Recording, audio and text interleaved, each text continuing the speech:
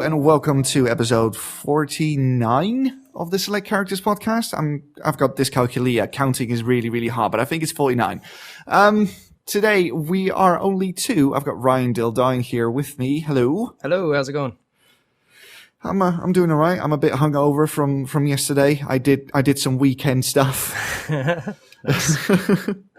But I'm here, ready and able for as far as I can muster some energy. Sam isn't here, and Enrique isn't here either, so it's just the two of us today. And with that being said, let's move on and talk about what we have been playing.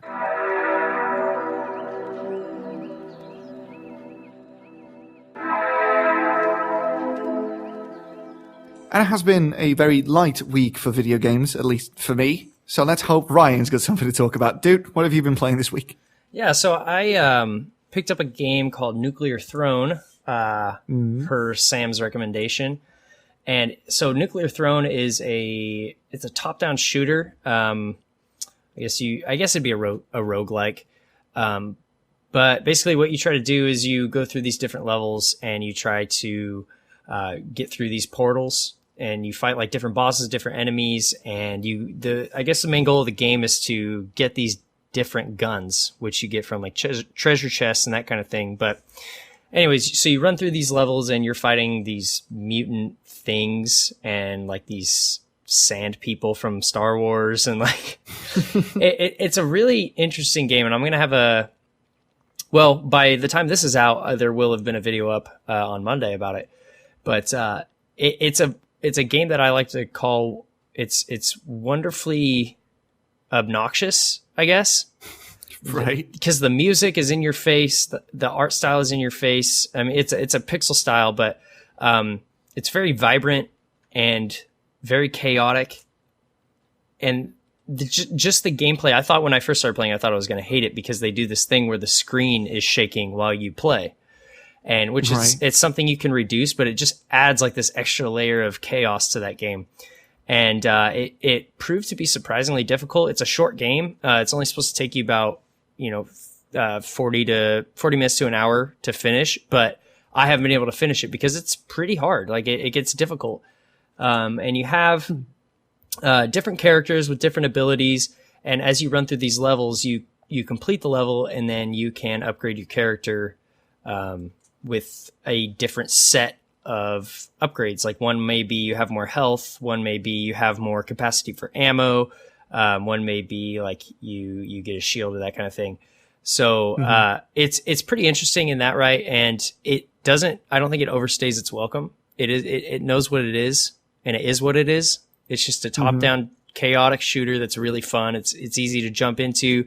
The tutorial is like hilariously short because they put you into this tutorial and they say, use WASD to move, use right click to do this, use left click to do this, and then use E to pick things up. And then you do all that stuff and it's like, okay, now you know, and you jump into the game. It's awesome. Like it's kind of just like no nonsense. Get in there and start going crazy with it. Yeah, all killer, no filler, as it were. Yeah, definitely. That description fits this game perfectly. All right, so a lot of replayability as well because you've got the different characters and stuff? Yeah. It's for how short the game is, you get a lot of replayability out of it, not only from the different characters and the different abilities and that kind of thing, but just how fun it is and how difficult it is, because it does become very difficult. Does the game world change from session to session? Is that random generation and stuff? Yes.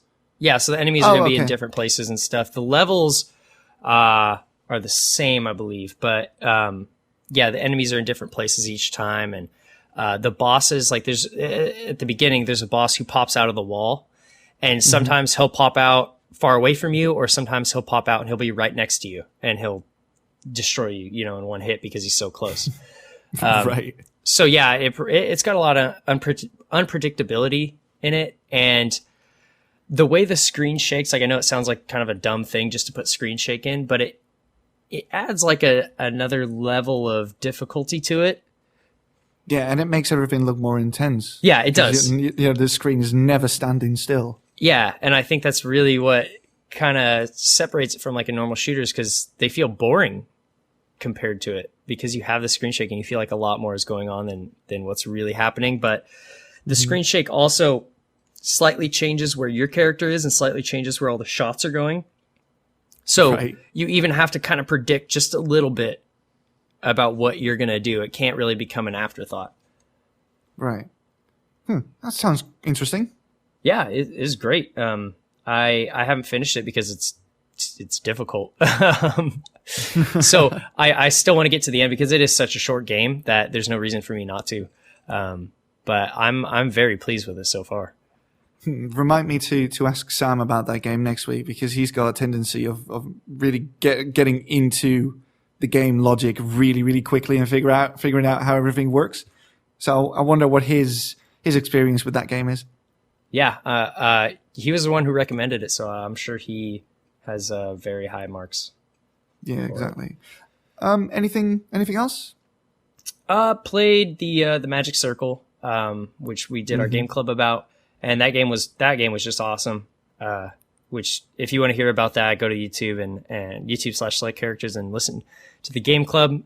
Just to give you a little preview, it's a game where you are you're a player in a live demo of a long developed video game, and there are developers who are, I guess, omnipresent, and they can pop in and out whenever they want and talk to you whenever they want.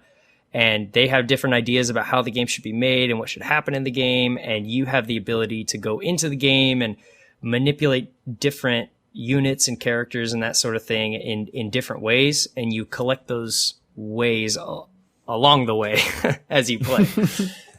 Got a bunch of, I'm a poet. So for more on that, you can check out the YouTube channel right now, because it's supposed to be on there. And if it's not on there, something went horribly, horribly wrong. Anything else this week? Nothing outside of the usual. Did a little bit of Rocket League, a little bit of Counter-Strike, but not a whole ton of it. I'm just waiting for this Rocket League update that's coming, the basketball. Right, so, yeah. I saw something about that. It looks amazing. Like, Psyonix is really pushing to get every ball-centered game into their game, don't they? Yeah, and it's great because I feel like just when I'm getting tired of the new mode, they bring in a new one. Like, just when I was getting tired of the standard mode, they brought in Snow Day. Just when I was getting tired of that, they brought in Rocket Labs. And now that I'm getting tired of Rocket Labs, they're bringing in basketball and crossplay. They've been really good at supporting that game post-release. Are you looking forward to the championship that's starting at the end of this month, I believe?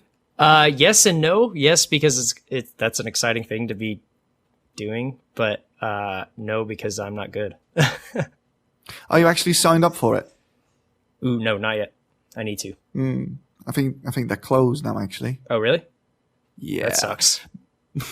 Me and my buddy, we've got this whole thing turned out. Like, we're not really into sports at all, but we are thinking of going full ham on this one and getting like big foam fingers and caps where you can put your beer bottles in and stuff for the finale. So we're going to treat it like the World Cup for football or soccer. That's awesome. Yeah, it's going to be fun. Anything else? That was it? No, that was it for me this week. Let's see. Well, I did play games this week, but I didn't really play a lot of them. And the game that I played, I have talked about at length, which is The Division. I picked it up again. And cool. Now I'm starting. Yeah, I'm close to max level now. I'm level 28, I believe. And I'm still very impressed by the design and all that. And graphically, the game looks fucking fantastic. And a few balance patches and just general tweaks in patches made the game run a lot better on PlayStation 4. It had a texture streaming problem where high quality textures wouldn't really pop in unless you stood right in front of the thing. And sometimes it took like 5 or 6, sometimes 10 seconds to load in the high quality texture, which made the game look pretty bad in spots, you know? But now I'm approaching max level and I'm dicking around with the Dark Zone stuff a bit more. They made it more attractive for players to betray other players and go rogue, essentially, which set the player base off in, well, I would say unexpected way, but I've been part of the Destiny community since day one, so this wasn't really unexpected. They fixed something that the community asked for, and now people are calling for them to revert the change because they don't really like being shot in the back when they're trying to extract stuff from the Dark Zone. And it happened to me as well. I I picked up a couple of purple guns, which is high end. No, it's high end is gold and superior is purple, I believe. But I had a ton of purple guns with me, which never happened. And I was in a group with random other people, right? And I thought they're going to scout out a different building somewhere down the street and I'm just going to extract this stuff. So I split off from the group and I called in the thing and I killed all the NPCs that spawned to try and stop me. And just at the second I wanted to hang up my stuff into the helicopter to extract it, I get shot in the back by another player. And he took about an hour's worth of grinding away from me. And that was the last time I picked up that game. Not that I don't want that stuff to be in there though, because I think it's very interesting. You just don't want it to happen to you. No, fair play to that guy. He took advantage of a situation that was wholly not in my favor. And fair enough. I mean, he used the game mechanics and he got my stuff. It pissed me off that I lost my stuff, but I'm not pissed off that the game allows you to do that, because that's what makes the Dark Zone so interesting, because you can never trust anyone. You play DayZ, you know what it feels like. You're somewhere, you meet a couple of other people, and you're never quite sure if they are going to betray you or if they're going to help you out or just leave you alone, right? Mm-hmm. And they did the same with The Division. Although, in my opinion, you've got a lot more to lose in The Division because of the end game grind. I know you lose all your stuff when you get killed as well in DayZ, but I don't know. For some reason, it feels a lot more dangerous in the Dark Zone in The Division than it does in DayZ. Mm-hmm. But I don't know. That game's all right. It all depends on the post-release support that they're going to give that game. Raids are coming up. The first raid is coming on the 12th, I believe, which I won't be able to do because I don't know enough people to play that game with. And I'm not at max level, and I'm not at max item level either. So that's probably not something I will be doing for a very, very long time. But it's fun. I stopped binging on that game because that game is not fun to binge on. Because the central gameplay loop, I think it's called, is pretty similar. You just do the same stuff over and over and over again. Yeah. Yeah, and if you're doing that for like 5 or 6 hours, that's no fun. Yeah, you so kind of going to see what there is to see, and that's all or it is. Just take it slow. You don't need to get to max level in like the first week and get geared up. I mean, yes, you've played 60 hours of that game, but everything that you played after that is just not fun anymore, I guess, because you're just grinding, and grinding's not fun. Yeah. Other than that, not really. It's been a very light week for video games for me, so. Fair enough. Yeah. All right. Before we jump into the first news story that we have selected, I want to discuss some follow-up. Because last week I wasn't here, but you guys talked about the non-traversy surrounding Tracer and how she was, how her victory pose looked, which some people thought was a bit too sexist. And then one person, I think the original complaint was that it was sexualized purely because it was sexy and not because it added anything to the character. So they removed that pose from the game to, well, the chagrin. I think. Do something with it. Well, they pissed off a significant portion of their player base. And not just that player base. I mean, big news publications from all over the world, even non-video game publications, they were talking about it because the controversy was that fucking huge, right? Mm-hmm. I didn't get it at all. It's just a victory pose. I thought she looked cool, not sexualized, even though she was sexualized, but it didn't really come across as sexy to me. I just thought it was a cool pose. Somebody holding up their gun, looking over their shoulder. That's pretty badass, right? Yeah, I don't think it crossed any lines. No. I still hold that opinion. They've implemented a new one, which is more risque than the one before. Arguably does. So, yeah, I kind of hold the same opinion I had last week, which is I don't particularly care. Not to say that I want to be apathetic towards it. It's just not something that when I hear about that, I just don't care very much. Yeah. My evil male gaze isn't really attracted by pixels most of the time. You know what I mean? So it's a bit of a non-issue to me anyway. But I will say that I liked the new pose better than the one they removed, because this one is completely in line with who Tracer is as a character. If there's one thing I would agree with, it's the original complaint that it's sexy for sexy's sake and not because it adds anything to the character. The new one is a direct reference to a pin-up model or a pin-up poster, which is something that soldiers in the Air Force would paint on their planes in the First and Second World War. Because Tracer is an ex-Royal Air Force pilot, this fit her character completely. And now I'm cool with it. I was before, but I'm cooler with it now. Yeah. Yeah. I think it's pretty funny that now the pose fits the character better. And I think that the fact that they still have it as, I guess, mildly provocative. I wouldn't even say it's provocative, like it's approaching that, I suppose. It is pinup. It is supposed to be provocative. Yeah, but like in relative to other things in the media now, that's right, it's nothing. And so yeah, I think it's funny that the original complaint said that the pose didn't fit the character. And maybe that was a little bit of a guise to get the pose to be less provocative, but then they changed the pose to fit the character, and now it's pretty much about the same. I think it's kind of funny. Yeah. Again, I don't think it was an issue in the first place, and I still don't think it's an issue now because neither pose is terrible. It's not crossing any lines. It's not pushing any boundaries. There's other games. There's tons of other games that have done way worse. Those are the ones to be worried about. And I understand, like, it's about the implication of one person being able to influence a company that much.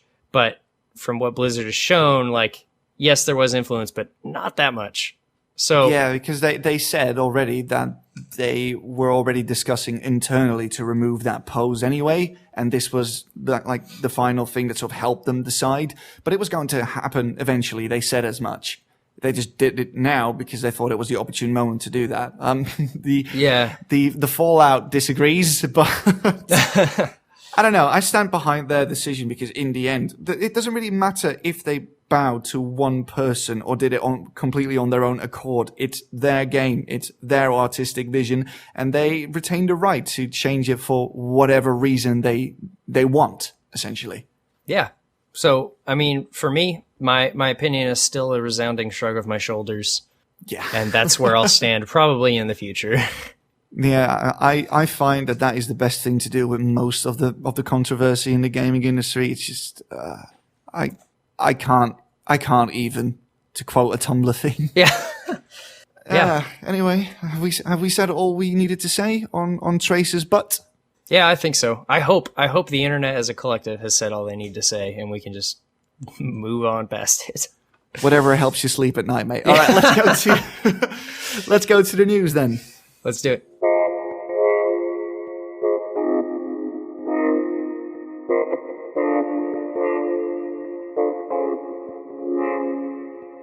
So there was a story this week that sparked a conversation and quite a lot of controversy when Blizzard decided to close a very prominent private server for World of Warcraft. This server, called Nostalrius, is based on the original version of the game. It had around 800,000 registered users, and at peak times, they had about 15,000 people playing there.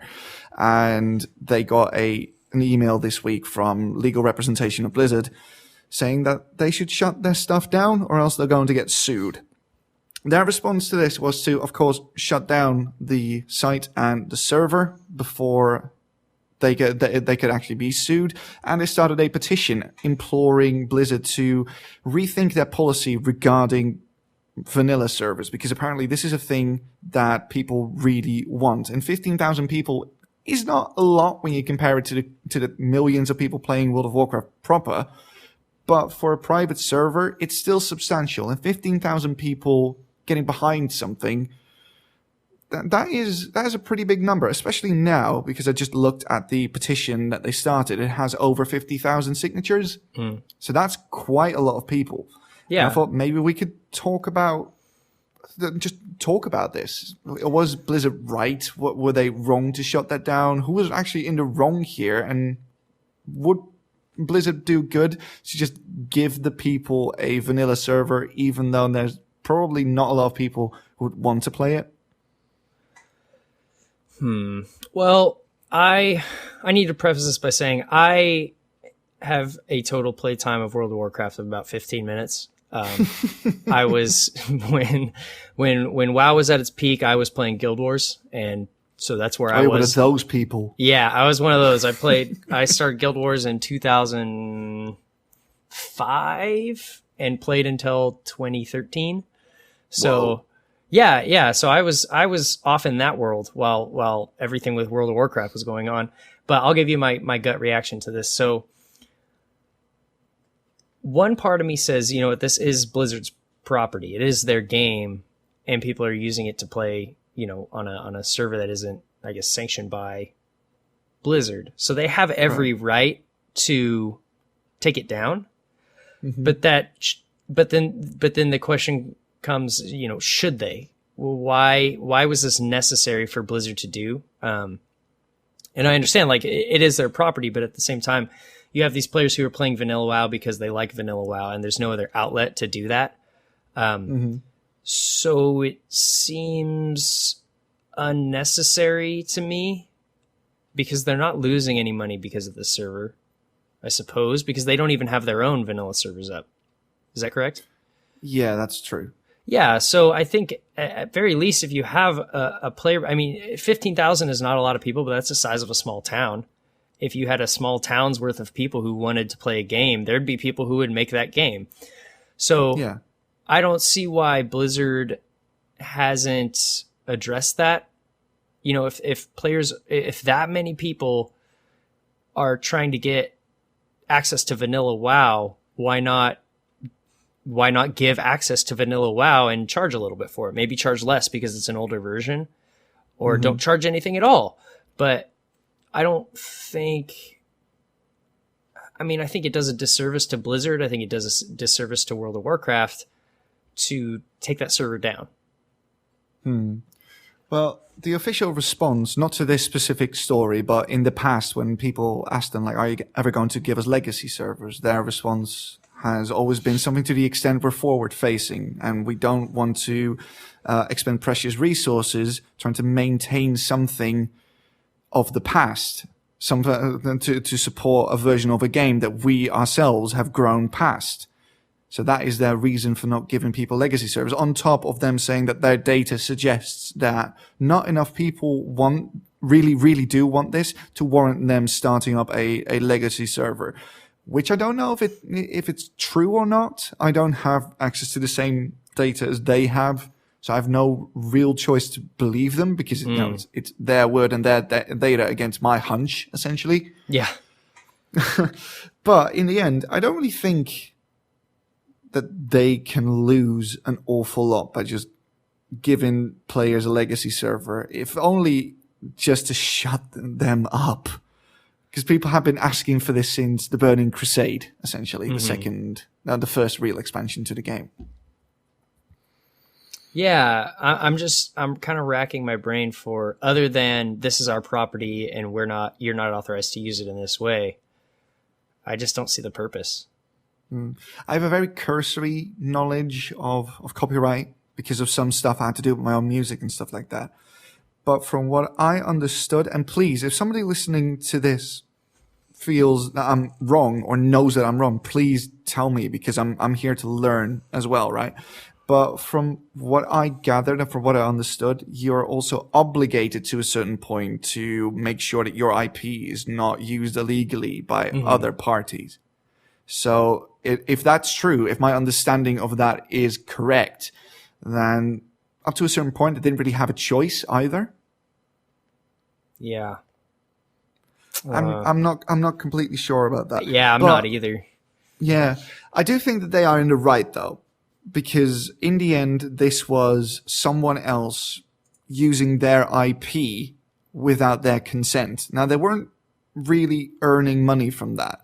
They were a community effort. People who played on that server, they donated to the people running the server, and all that went directly to paying for the actual server itself. They wouldn't accept personal donations to the team or anything like that. All it did was cost the people who played that game money. Nobody profited from it. And a lot of other private servers, they have a cash shop and something like that. Microtransactions built into the game essentially. And this server did not have that. So they operated purely out of, well, they just wanted to do this. And that's why they did it, for no other reason than that. So I do believe that their intentions are genuine, and their open letter to Blizzard where they asked Blizzard to reconsider their stance on legacy servers, that speaks to, well, it essentially lets people know, and Blizzard know, that they weren't doing this for their own gain. They wanted something, and they saw that was not being supplied to the player base, so they thought to supply it to them instead. Yeah. I think, to me, it kind of feels like a situation where, like the kid who owns the soccer ball is taking it home because he doesn't want anyone else to play it. Like if it's not done his way, he's going to take the ball home. And that's a good analogy. All the other kids think, okay, well, yeah, it is his ball, so he can do whatever he wants with it, but it's still freaking lame. Like, it's still a really lame thing to do, because they weren't hurting anybody. They weren't doing they weren't destroying the ball. They weren't taking away money from the kid who owned the ball. Like, it just, I just don't see it as necessary. Yeah. Like, that's where I land on it. Like, it wasn't hurting anything. And I don't think, obviously those 15,000 players didn't want to play the current version a while. So what are they going to do now? They're either going to find another private server, which eventually will get shut down, or they're going to move on to different games. Yeah, there's a big chance that a server with the exact same architecture is going to pop up soon, because the staff of Nostalrius said that they are going to release the code for free for other people to do with as they please. So it's going to be pretty hard to shut down this particular server, even if it's going to be run by different people under a different name.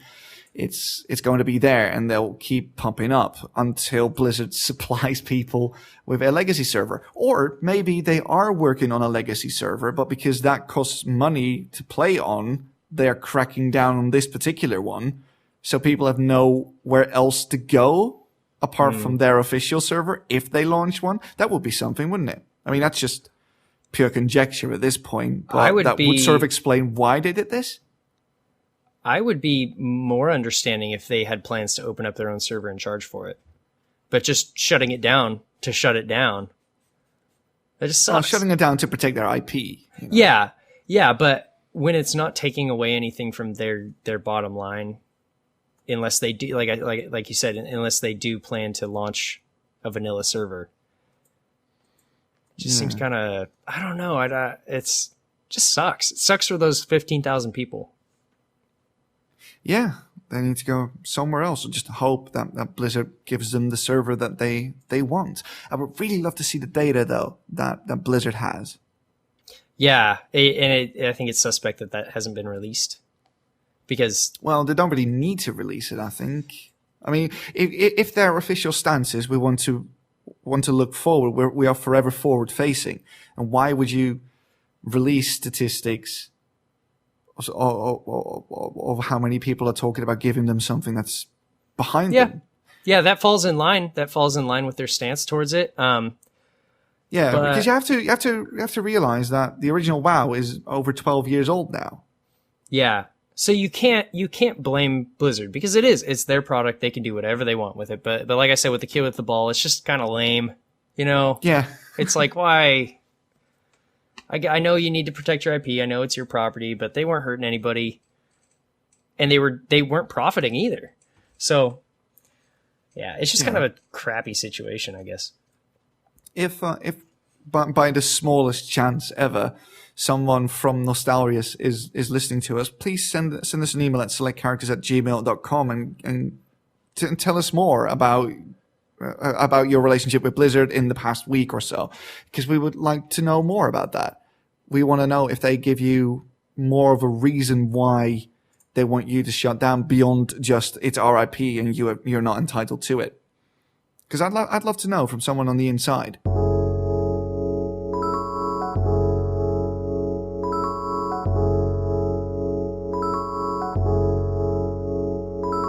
The Oculus Rift and HTC Vive are currently apparently trying to ship, but the releases of these two VR headsets have been pretty much a complete disaster. With the Oculus Rift shipping, God knows when. It's still people don't know when they're going to get the Rift, and they pre-ordered these and they're expecting them. And then with the Vive, you kind of have a similar situation where they say they're having, quote, processing issues with financial institutions, and orders are being auto canceled. And like you told me earlier that some Vives are shipping with dead pixels and that kind of thing. Yeah. So I want to talk about how how do these companies recover from this, and are they doing the things they should? Should this have happened in the first place? Are the consumers expecting too much out of a technology that's still pretty new? Where do you lie on this? Well, screens are not new technology, so dead pixels and stuff. That's been a problem for as long as screens exist, really. Mm-hmm.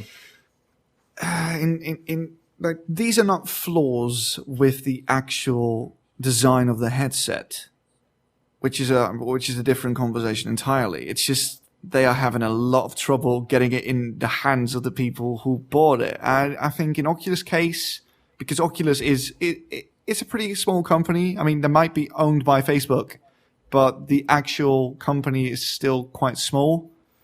So this might just be a case of them getting so many orders in that they just can't ship it out to everybody at once. They just don't have enough headsets in stock. And when it comes to HTC and Valve with the Vive, I have no fucking clue what's going on there. I mean, problems with financial institutions, that sounds like there's a PayPal issue, which would not be the first time PayPal fucked something up. So God knows what's going on there. But the most important thing is you have to send your headsets to the people who paid you money as quickly as possible because they paid for it. And yeah, I think, well, to start off, I think any early adopter is expecting some sort of issues, or not expecting, but they're not. They know there will be issues with some headsets. Yeah, it's version 1.0. There will be. Yeah, so I think people expect that, but the problem is they don't even have the 1.0. They can't even discover what those issues are because they can't get the product they paid for, they pre-ordered in their hands. I think that's a huge problem, and I think I agree with you too on the screens thing. Like, screens are not a new technology, so when you have something that you have part of a piece of technology that should be pretty much down pat by now, and it's shipping and it's not completely functional, it makes you wonder what's going on with the rest of the product. Well, I don't think that is entirely fair, to be honest, because everything can have a manufacturing fault, essentially. I mean, I had a computer screen at one point that had dead pixels in it. It's just something that can happen. And because of the price of the headset, I mean, the fucking Vive is what $400 or $500, something like that. The early adopters paying that price, that is a pretty small group, compared to other forms of media and to other games and stuff. So you'd have to wonder how many people are actually having the issue with the broken pixels. How big is that part of the installed user base that is having that problem? Yeah, that's a good point. If it was a larger chunk, but right now that's a very small portion of a very small portion of people who actually have this product. Yeah, exactly. So but it's still a very small portion. But it's probably exaggerated because, not only are these shipping late and they're only in the hands of a few people, but now people say, "Oh, mine has a dead pixel," so that's obviously going to get blown out of proportion. Yeah, because it's a case of, and then a fucking other thing. Yeah. On top of all the other shit. Yeah. So, yeah, that's understandable. I think I agree with you on that. But in terms of the issues with, I mean, what did they say? Problems with financial institutions. It's about as vague as you can get. Yeah. What is it? Is it the banks? Is it PayPal? What? Yeah, and that's a very frustrating thing for the customer because they pre-ordered and they spent their money and they've been expecting this thing and they're eager to test it out and they're eager to help with that development, and they can't even do that when they paid for it. Yeah. So it's, man, I don't know. It worries me not for these products because if the Vive or the Oculus, the Rift, if they fail, like that's just one VR headset that's failing. But when the first iteration of VR headsets is going out and it's all a disaster, that makes you worry for VR in the grand scheme. Yeah. Well, because of course there will be VR headsets in the future, but having a major setback like this at the beginning is going to discourage a lot of people from buying headsets in the future, and they're going to wait until it's an established technology before they go out and pre-order things. Do you think so? Because from the reviews I've read on the Vive and the Oculus, nothing seems to be really wrong with the feature set. The problems that stem from the launch are the actual launch. It's the getting the handset or getting the headset in the hands of the consumer that is the problem, not the actual thing itself. Because the people who do have it seem to be really into it as well, as long as there's no dead pixels on your screen. But none of the complaints seem to be because of the feature list. That seems to be all good for most people. It's just getting the things into the hands of the consumer that's going to be a problem. And I don't really see how that is going to be a problem down the line. Because it's still cool technology, and it's still technology that works, or at least it's supposed to work. And if it doesn't, that's great. In a year or so, people will probably have forgotten all about the horrific launch and horrific shipping and handling stuff, and they'll just be concentrated on the games and on enjoying the headset, or at least I hope so. Yeah, and I think you're right. I think it does. It only affects the short term. I think VR is going to be technology that's here to stay. But like a person like me, I wouldn't buy a VR headset, even though I would want one very much to play. I wouldn't buy one right now because I have no idea when I would get it. But if the performance is as people say it is, and it's great and it works well, then yeah, it's probably going to be fine down the line. I think. Well, that was a few days ago. I don't know if that's still true now, but a few days ago, if you ordered an Oculus, you would get it in May, I believe. So they have to make a whole lot of new headsets to accommodate for all the orders they got, which is insane, right? That just try to think that you're buying a peripheral for your computer, and that thing is so in demand that you have to wait 4 months until you can get it.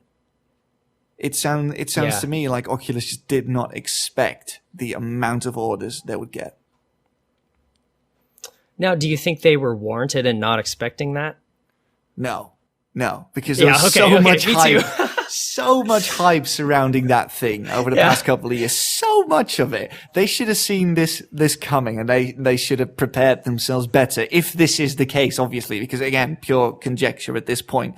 But if it's the case of them just not expecting this many orders, that is all on them, really. Yeah. I that's why I asked the question first, because I think that was what I was going to open with. Like, I don't really feel like there's an excuse to not expect this much of a demand. Yeah, because it's an awesome technology, and if you go on YouTube and you can just look up Vive review or Oculus preview or that kind of thing. Everyone who uses it for the first time is like, this is incredible. Yeah. So there's really no excuse to not expect like an overwhelming amount of pre-orders. Yeah, they should have anticipated that. I'll tell you one thing though. One common complaint that I see a lot online. I actually talked with somebody else about this earlier today. He also said it's the launch lineup people don't really like, because the VR experiences are great, but they're great for like 15 minutes, after which you want some more substance to go with that beautiful headset, which is something that they can't really give at the moment. Then again, show me a console release that had a great launch lineup. Yeah, that's true. That's true. Every time a new console comes out, people are like, "Oh, well, lineups aren't great." Yeah, but then exactly. they always fill out. They always fill out. Yeah. That is part of the deal when you become an early adopter. There's not going to be a lot of stuff. Well, Valkyrie is in it, which apparently is pretty cool because it seems tailor-made. Well, it is tailor-made for VR, but just the whole concept of flying in space and dogfighting and everything, that just lends itself really well to VR. So I'm glad that that's included in there. But for how long will that remain interesting? They need a steady drip of games and quickly. Yeah, because this is a technology that I really want to see take off. I know there's a good amount of people who think it's not really going to replace traditional screens, which is probably true. Yeah, it doesn't have to. Those two things can coexist alongside each other. Yeah, so I would like to see it not become just a occasional or a novelty item that people have, but like something that people regularly use. Because it would be awesome if you had a set of Oculus Rifts and your friends came over and you all put on headsets and got to play couch co-op, but you all get your own screen, that kind of thing. And it's that immersive for everyone, Whoa. Oh, just think about like all the people complaining now that everybody's just staring at their phones all the time when they're hanging out or something. Wait till everybody's got a VR headset. You won't even be able to look at each other anymore. Yeah. The stigma against it will be ridiculous, but I think the experience would be worth it.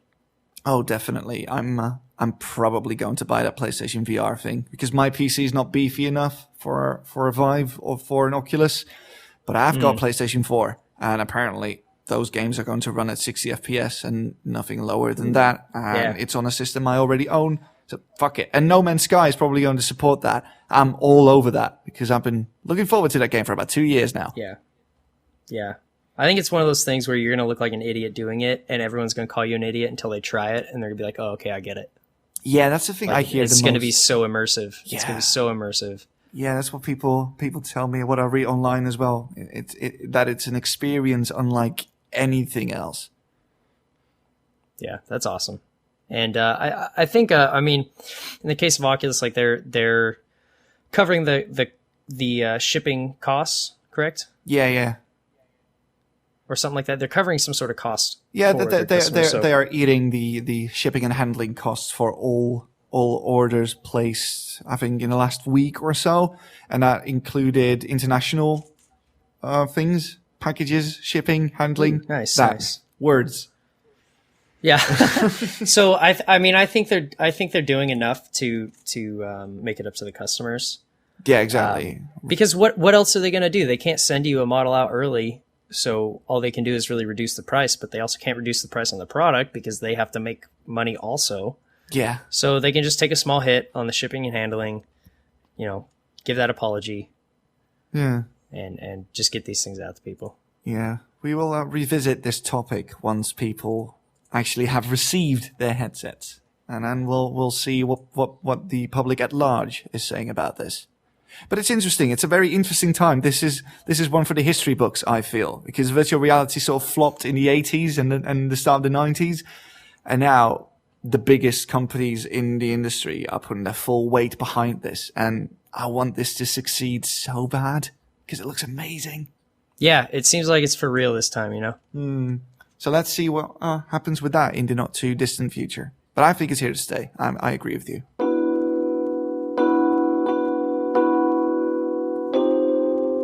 And that brings us to the end of episode 49 of the Select Characters podcast. Thank you so much for listening. Before we go, there's a couple of things that we need to take care of. We had the Game Club last week, or this week, that you can watch right now on the YouTube channel, which was about the Magic Circle. And Ryan, what are we going to play next week? Yeah, so Enrique is not here, but on his behalf, I will announce his pick, which is Hyper Light Drifter, which is a game that has received a lot of attention recently. And so it's just indie game that recently came out in March, at the end of March. And it's an adventure game, pixel art. Apparently it's pretty difficult, so I don't know too much about it because, it's Enrique's pick, but I guess we'll learn about it in the future. So, so for the Game Club next week, it's going to be Hyper Light Drifter, pick it up. It is $20 on Steam. All right, then. And that is, I think, everything that we needed to talk about here. Thank you so much for listening. Check the description for all the links. Send us a message on Facebook, Twitter. Send us an email at selectcharacters@gmail.com. And if you like this, we do this every week. So please subscribe to us on either SoundCloud or on YouTube. And that's it. Sam will be back next week. Until then, goodbye.